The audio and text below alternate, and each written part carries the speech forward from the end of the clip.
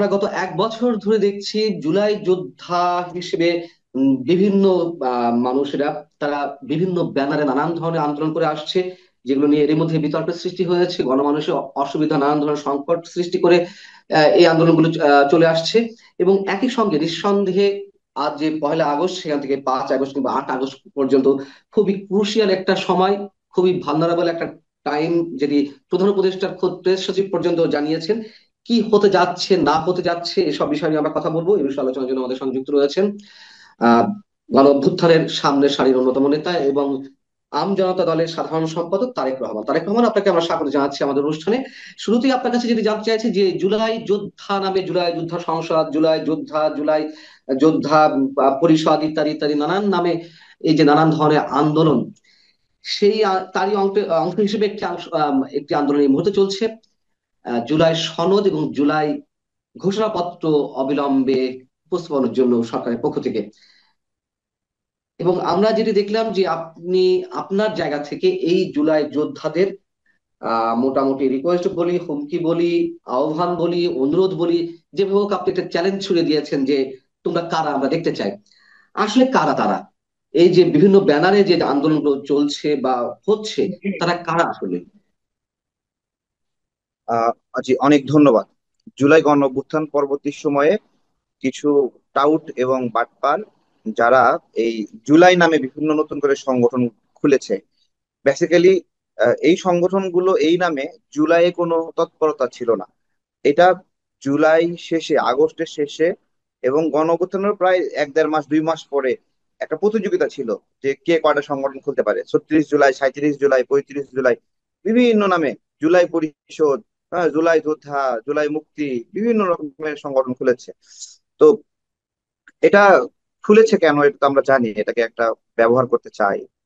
এই পরিবর্তনকে কেন্দ্র করে, এই যে এটার আবেগকে ব্যবহার করে মানুষকে যে কষ্ট দেওয়া হচ্ছে, হ্যাঁ, মানুষের বাসায় গিয়ে আপনার হলো সিন ক্রিয়েট করা হচ্ছে, হেনস্থা করা হচ্ছে, টাকা দাও, টাকা দাও, টাকা দাও, এই যে একটা অ্যাটিটিউড। তারপরে এই যে আপনার হলো বিভিন্ন নিয়োগ বাণিজ্য, সামগ্রিক ভাবে একজন সমন্বয়ক 70 জন রে, 60 জন রে চিঠি পাঠাচ্ছে, টাকা দাও, টাকা দাও, সবাই শুধু সারা দেশে জুলাইকে কেন্দ্র করে শুধু টাকা দাও, টাকা দাও, ওদেরকে টাকা দাও, আরো টাকা দাও। এই যে একটা অ্যাটিটিউড, আমরা আমরা একটা ছবি পোস্ট দিয়ে বলতে পারি না আমার জুলাই, বুঝছেন? মানে এটা পোস্ট দিয়ে আমি কি করব? এই নামটাকে এত বাজে ভাবে ব্যবহার করছে, এটা দিয়ে কি হবে?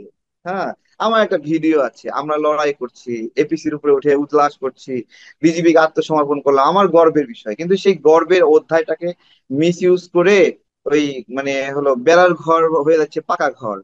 হ্যাঁ, এইটা আমরা খুবই মানসিক পীড়া দিচ্ছে।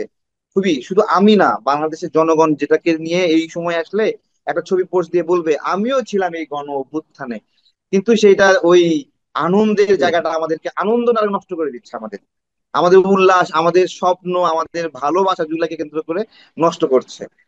এইটা হলো অবস্থা। আপনি আহ, হচ্ছে শাহবাগে যারা আন্দোলন করছে তারা কারা? তারা কারা তাহলে? আপনি কি বলছেন যে তারা প্রকৃতি যোদ্ধা যোদ্ধা কিনা? আপনি পরীক্ষা করে দেখবেন বা হ্যাঁ, খোঁজ খবর নেবেন। এরা আমরা আসলে দেখবো। কারা? আসলে আপনার হলো এরা কারা, এদেরকে আমরা চিনি না, চিনতেছি না আসলে কারা এরা। ঠিক আছে, এদেরকে কেউ নাড়াচ্ছে, বুঝছেন? এদেরকে হুম। নাড়াচ্ছে, আচরণ শুনে বোঝা যায়। ওদেরকে জিজ্ঞাসা করা হচ্ছে যে আহ, তুমি কেন আসছো? ও, আমি তো স্মরণ করতে পারছি না আমি কেন আসছি, সরি ভাই, আমার এই মুহূর্তে মনে নাই। এই হলো জুলাই যোদ্ধার অবস্থা। না, তাহলে আমরা তো দেখে আসছি যে এনসিপি বা জাতীয় নাগরিক পার্টি জুলাই সনদের জন্য বা জুলাই ঘোষণাপত্রের জন্য তারা আলটিমেটাম দেওয়া শুরু করেছে অনেক আগে থেকেই, এবং 1 তারিখের মধ্যে ঘোষণা করার একটা দাবি তাদের ছিল। দেখেন, এবং আমরা যারা হুট করে শুনেন, দেখলাম। আমি আমি বলি, যারা হুম।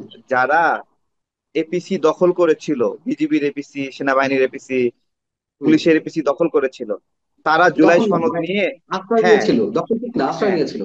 হ্যাঁ, না না, যারা হলো জুলাইয়ে যারা এপিসি দখল করেছিল, ও এপিসি আচ্ছা দখল আচ্ছা মানে আচ্ছা। বোঝেন? হ্যাঁ হ্যাঁ হ্যাঁ, হ্যাঁ, তারা মানে পুরোপুরি আপনারা বিজিবিকে মোটামুটি। আত্মসমর্পণ করিয়েছিল।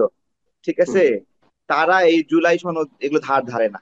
আর যারা এপিসির ভিতরে লুকাইছে, তারাও, তাদের জুলাই সনদটা খুব প্রয়োজন, ওই যে লুকানোর জন্য প্রয়োজন। হ্যাঁ, আচ্ছা, পার্থক্য সেটা একটু খুলে আছে। বলতেন। একটু না একটু না, একটু খুলে যদি বলা খুলে লাগবে না, আর কি খুলে বলবো? কি খুলে বলবো? আচ্ছা। আমাদের ইতিহাস লড়াইয়ের ইতিহাস, আমরা সংগ্রাম করছি। আমরা পুলিশের এপিসির উপরে, র্যাবের এপিসি, সেনাবাহিনীর এপিসি, বিজিবির এপিসির উপরে নাচছি, আমরা দখল করে করে নাচছি। আর সেটা হলো শেখ হাসিনার সময়ে। আর ডক্টর ইউনূসের সময়ে আমাদের এই জুলাই যোদ্ধারা এপিসির ভিতরে করে পালায়। ঠিক আছে? তাহলে শেখ হাসিনার সময়ে এরা কি অবস্থায় ছিল, কতটা নাজুক অবস্থায় ছিল? লড়াই কি এরা জানে নাকি?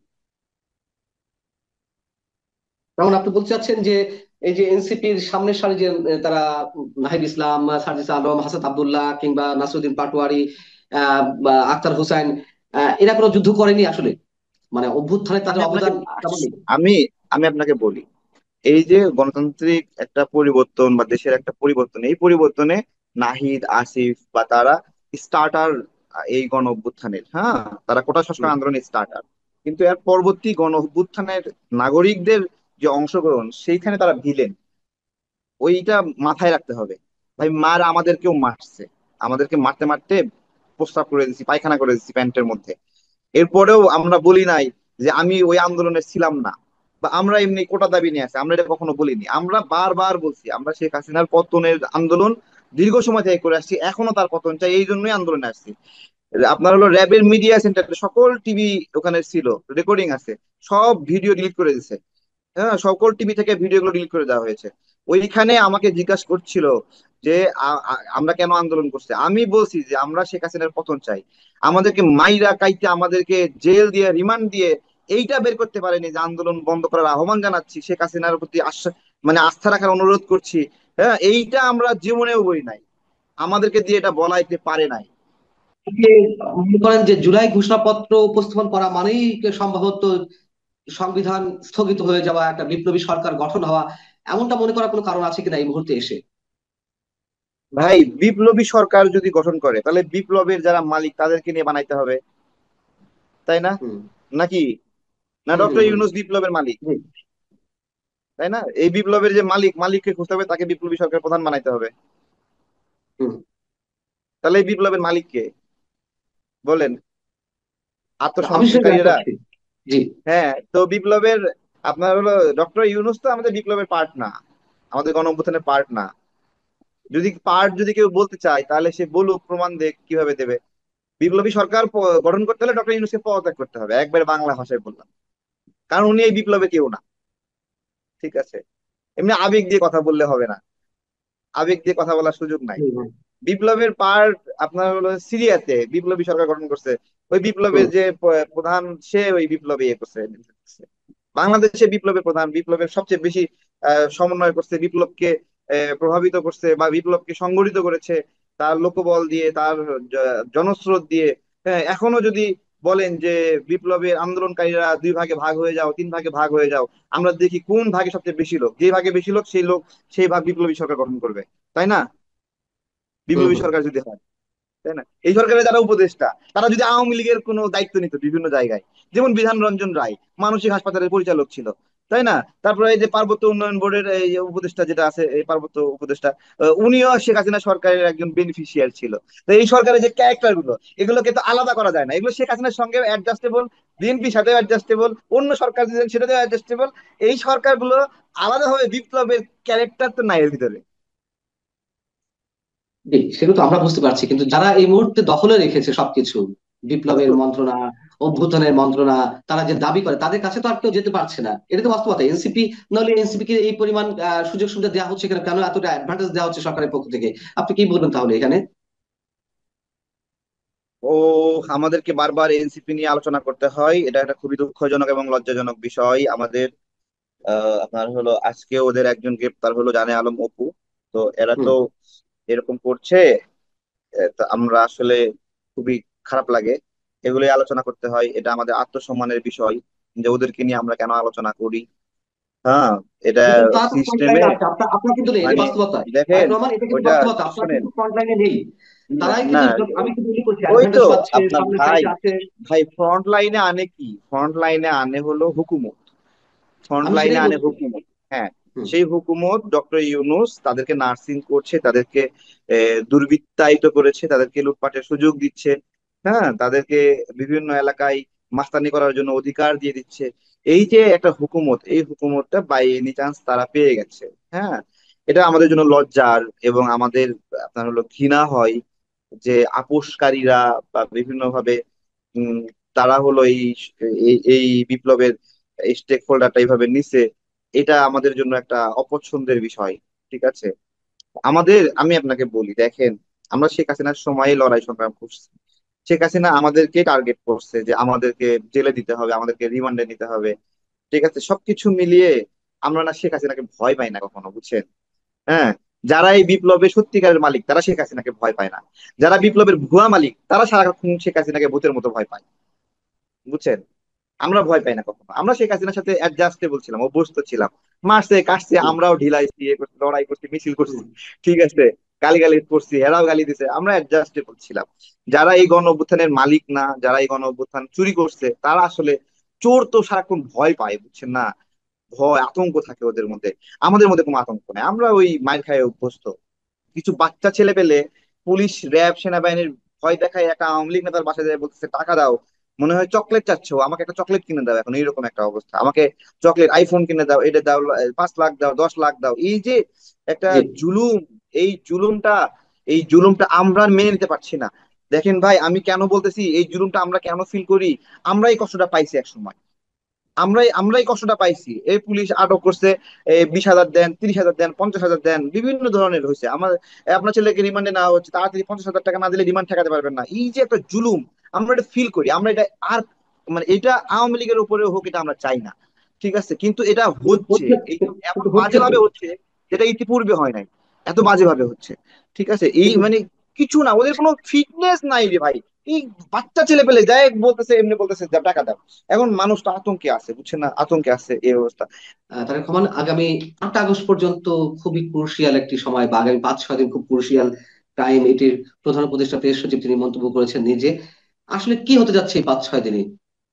আমি আপনাকে বলি, আহ কিছু জ্যোতিষী, তারপরে হলো কিছু সায়েন্টিস্ট, রাষ্ট্রীয় ব্যবস্থাপনায় যদি এমন হাইপ তৈরি করা হয় না যে ডিসেম্বর থেকে বাংলাদেশ এটা দুর্ভিক্ষ হবে। ঠিক আছে, এবং এটা যদি রাষ্ট্রীয়ভাবে পৃষ্ঠপোষকতা করা হয়, তাহলে আসলে ডিসেম্বরে দুর্ভিক্ষ হবে। মানুষ টেনশনে দুর্ভিক্ষে পড়ে যাবে, মানুষ খাদ্য মজুত করবে, হ্যাঁ, সবাই কুক্ষিগত করার চেষ্টা করবে, মানুষ টাকা খরচ করবে না। আস্তে আস্তে বাজার সংকীর্ণ হয়ে আস্তে আস্তে আস্তে আস্তে দুর্ভিক্ষ হয়ে যাবে। ঠিক আছে, এই যে 8 আগস্ট পর্যন্ত সংকীর্ণ সময়ের কথা বলা হয়েছে, এইটা ওই কৃত্রিম দুর্ভিক্ষ সৃষ্টি করার মতো একটা কৃত্রিম সংকট তৈরি করার উদ্দেশ্যে এই ধরনের কথা বলা আছে। 8 আগস্ট পর্যন্ত ঘোড়ার ডিম হবে। ঠিক আছে, ঘোড়ার ডিম হবে, আমি তো বললাম। তাহলে তারা প্যানিক সৃষ্টি করছে কেন? সরকারের পক্ষ থেকে প্যানিক সৃষ্টি করা হ্যাঁ, হচ্ছে কেন? করছে এতে। মানে আমি আপনাকে বলি, আপনার হলো এই এনসিপি টেনসিপি যা আছে না, ঠিক আছে, ওরা যে যেটাই বলি, ওরা শেষ পর্যন্ত ক্ষমতাটা একবার করার চেষ্টা করবে। মূল লক্ষ্য হলো বিএনপি ঠেকাও, এবং বিএনপি ঠেকাতে না পারলে দরকার হলে কুত্তারে খাওয়ামো ভাত, তারপরেও বিএনপি রে খাওয়ামো না। ফালাই দেবো ভাত, তারপরে বিএনপি দিব না, আমি বুঝাতে চাচ্ছি। দরকার হলে সেনাবাহিনীর হাতে ক্ষমতা দেব, তারপরেও বিএনপির হাতে ক্ষমতা যেন না যায়, গণতান্ত্রিক অবস্থা যেন না ফেরে দেশ। এদের মূল এজেন্ডাটা হলো এইটা। এবং আমার আমার কাছে একাধিক সমন্বয় এইভাবেই কথাটা বলছে। ঠিক আছে, সেনাবাহিনী হাতে লেগে যাবে। এবং মানে আনফরচুনেটলি ওই সার্জিস এখন সেনাবাহিনীর সাথে সম্পর্ক ভালো করার চেষ্টা করতেছে, সেনাবাহিনীর পক্ষে একটু একটু পোস্ট দেয়। হুম। ঠিক আছে, হ্যাঁ, দিয়ে একটু সম্পর্ক বিল্ড করার চেষ্টা করতেছে আবার, কিন্তু ওদের এজেন্ডা এটা, ওরা না নিয়ে না পাইলে, ওরা যদি কুক্ষিগত করতে না রাখতে পারে, তাহলে ওরা সেনাবাহিনীকে দিবে। তারপরেও দেশকে গণতান্ত্রিক প্রক্রিয়া যাতে দেবে না, কারণ গণতান্ত্রিক প্রক্রিয়ায় গেলে এদের এই যে মব সৃষ্টি, লুটপাট, এগুলো বন্ধ হয়ে যাবে। এরা এটাকে একটা মজা পাইছে, খুব আরাম পাচ্ছে এটাতে। তাহলে আমার ওই প্রশ্নের উত্তরটা পেলাম না, যে প্যানিক সৃষ্টি করে তারা আসলে কি প্রমাণ করতে চাইছে বা কি এই যে অর্জন করতে এই যে চায়? এই যে এই যে প্যানিক সৃষ্টি করার উদ্দেশ্য দেশকে সেনা শাসনের দিকে মানে আগ্রহী করা, আচ্ছা। আগ্রহী করা।